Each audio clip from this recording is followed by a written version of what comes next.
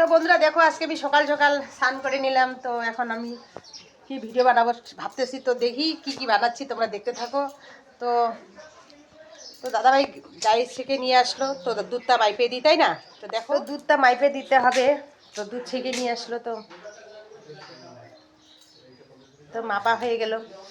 এই যে মগটা এখানে রেখে দিলাম। তো এই যে বাড়ির জন্য দুধ দিয়ে আমি কি জিনিস বানাইলাম দেখো।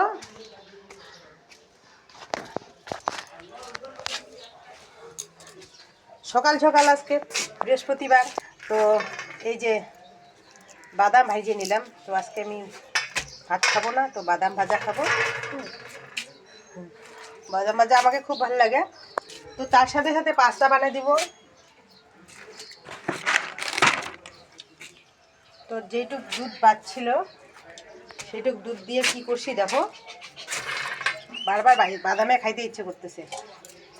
দুধ দিয়ে আমি বানাইছি দেখো পাস্তা। তো পাস্তা বানাইছি, এগুলো ভাবো না যে এগুলো ঘাস, এগুলো ঘাস না, কিন্তু এগুলো হলো ভোগ পাতা। তো ভোগ পাতা দিয়ে পাস্তা বানাইছি।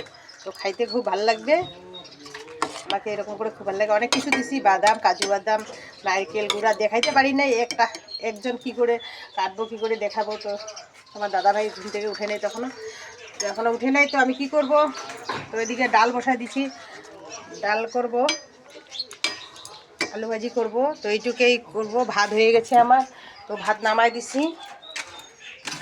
তো মাছটা আমরা এখানে ড্রামে রাখছি, তো মাছ শেষ। তো আজকে নিরামিষ, তার জন্য মাছ শেষ করলাম না। তো কেমন লাগলো একটু লাইক কমেন্ট শেয়ার করো। Tata, bye bye.